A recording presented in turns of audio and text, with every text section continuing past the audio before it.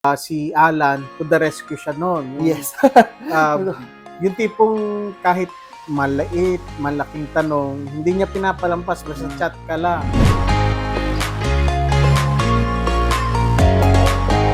Hello guys! So, welcome to our short vlog. So, nandito tayo ngayon sa Puebla de Oro, sa Horizon Residences. And I'm with the family of Labo. So, together with me, with MJ. So, they are our valued client. And they will be sharing with us kung ano yung naging experience nila with their real estate journey sa amin. So, here in A. Marquez Realty. So, my friend, today is anong date ngayon? 21. 21. So today is their blessing ng kanilang humble home dito sa Puebla de Oro.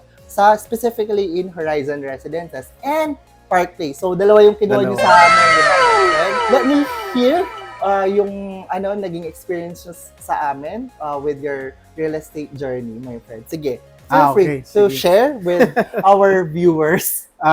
Actually, nung una, si sister ko yun sa Park Place, kasi family na siya, may baby na siya, tsaka yung sila nung husband niya, they wanted a place to call their own. So that's why, kasi wala kaming alam, ako personally, wala akong alam sa mga lupa, saan bibili, saan maganda location. Yun yung reason bakit ako nag-reach out naman kay Alan, na alam kong ano siya real estate broker.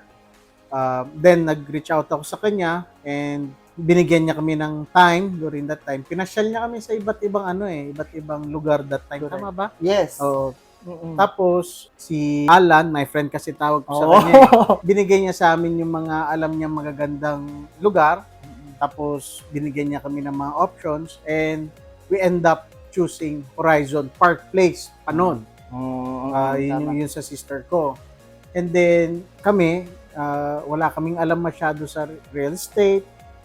Saan ba magandang bumili, yung loan processing sa pag-ibig, sa financing.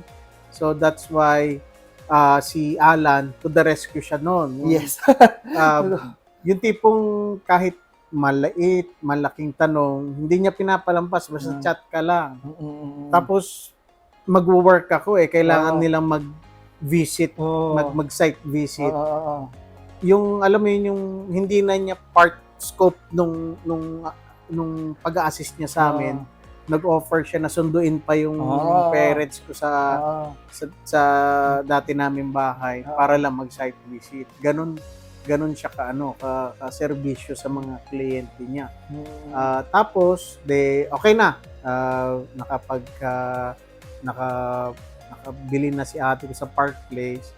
And then yung parents ko magbubukas itong Horizon, nagustuhan nila yung location. So same thing pa din, si Alan pa din ang reach out ko kasi yung transaction kay ate ko, very smooth naman and hassle-free. So yun, so ngayon, to make it short, from lupa, tinulungan niya kami yung advantage ng meron sa lupang to. Kasi maraming lupa dito nun halos open pa. Pero agawan na nung panahon na yun.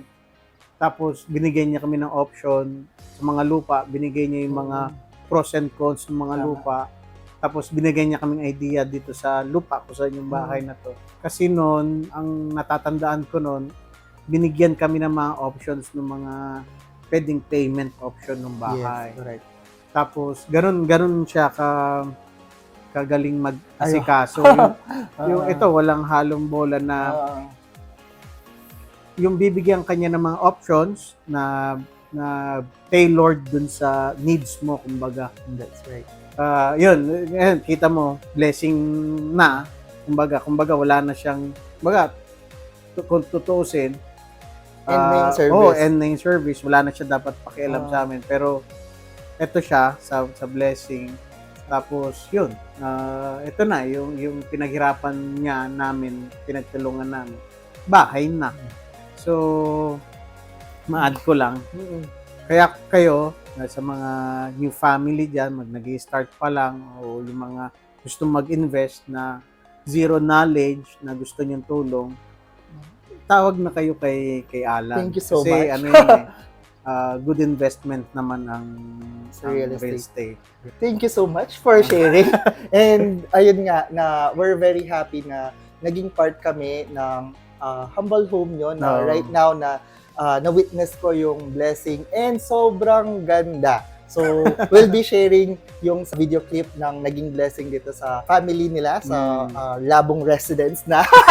No? So, ayun, thank you so much and thank you din for your trust and we appreciate you din na nabigyan namin kayo ng opportunity to really invest and na mag-materialize yung dream home nyo. So, yun, thank you and looking forward na marami pa din tayong matulungan. Sige, ng mga- pag may lumapit sa akin nagtanong, Feel syempre free alam to mo chat na us. nun. Thank you and again Sige. congratulations. Thank you. Yeah. And bye for now mga ka-homeowners. Bye. Bye.